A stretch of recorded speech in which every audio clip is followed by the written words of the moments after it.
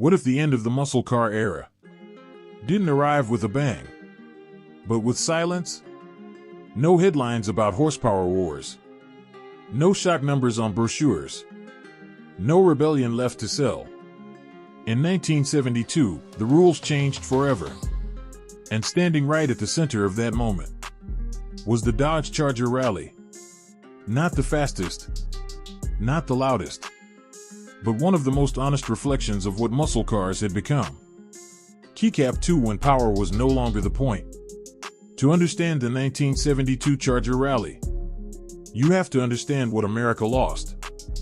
The late 1960s were reckless. Horsepower numbers were inflated. Engines were brutal. And nobody asked permission. Then came reality.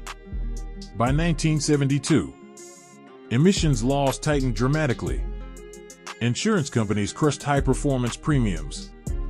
Fuel economy became political. Safety regulations reshaped design. Manufacturers didn't retreat overnight. They adapted. The Charger, once a symbol of aggression, had to evolve. And Dodge chose survival over extinction.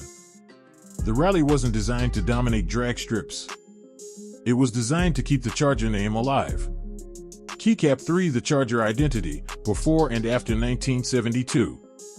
The Charger once meant big blocks, R/T badges, Hemi mythology.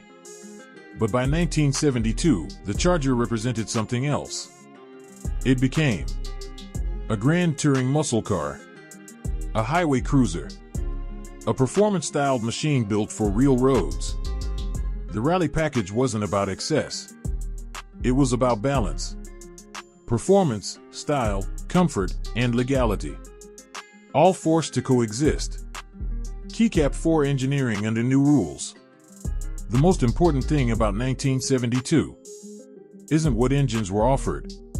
It's how they were measured. This was the first year Detroit adopted SAE net horsepower ratings. The same engines that once advertised massive numbers now appeared weaker on paper. But the hardware hadn't suddenly vanished. Engine options, Rallye. The Charger Rallye offered several V8 configurations. 318 cubic inches. Reliable. Smooth. Built for longevity. 340 cubic inches, performance-focused. High-revving small block. Lighter than big blocks. More balanced handling. 400 cubic inches, big block replacement. Strong low-end torque. Designed to meet emissions. Tuned for drivability, not intimidation. Horsepower figures ranged lower than previous years. But torque delivery remained respectable. This was power designed to be used, not feared. Transmission and drivetrain. Buyers could choose. 3-speed automatic. 4-speed manual, limited availability. Rear axle options included. Highway-friendly gearing. Optional limited slip differential. This wasn't drag strip gearing. It was real-world gearing. Keycap 5 chassis, suspension, and road behavior. Unlike earlier Chargers, the 1972 Rallye was tuned for control. The suspension prioritized stability at speed, predictable handling, comfort on long drives. The long wheelbase gave the car a planted feel. The body felt solid. The steering was deliberate, not twitchy. This Charger didn't challenge the driver. It worked with them. Keycap 6 design, muscle maturing into style. The 1972 Charger didn't scream aggression. It spoke confidence. Exterior design cues. Full-width grille. Hidden headlights, depending on trim. Clean body lines. Rallye striping and badging. The look was intentional. This wasn't rebellion anymore. This was presence. Interior, comfort enters the conversation. Inside, the Rallye showed how muscle cars were growing up. Features included bucket seats with improved bolstering, full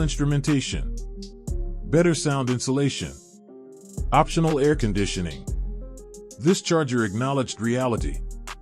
Drivers wanted power, but they also wanted comfort. Keycap 7. The driving experience, what 1972 felt like.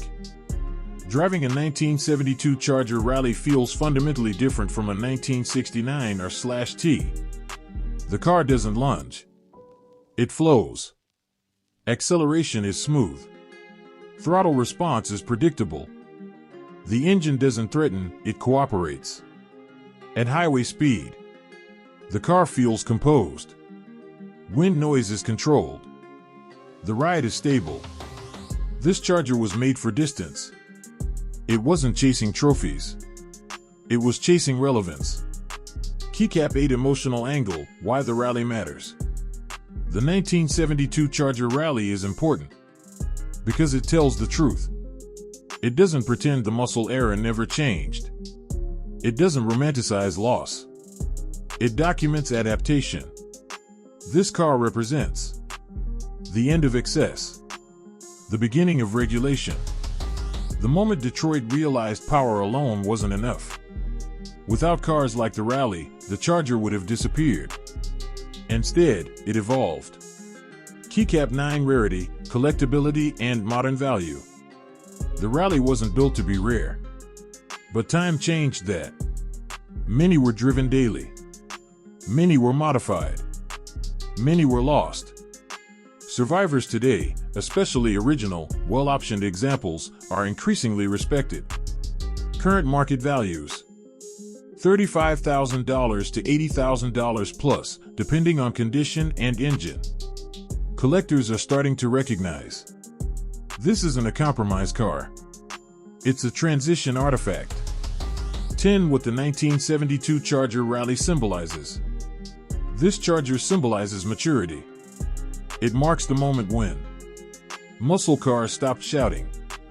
Engineering started listening. Survival replaced ego. It's not the loudest chapter in Mopar history, but it might be the most honest. 11. The quiet legacy. The 1972 Dodge Charger Rallye didn't fight the future. It adapted to it. If you respect the full story of muscle cars, not just the peak, but the turning point, backhand index pointing right, subscribe. Backhand index pointing right, like this video. Backhand index pointing right, comment. Would you choose peak muscle or evolved muscle? Because legends aren't only defined by how they rise, but by how they endure.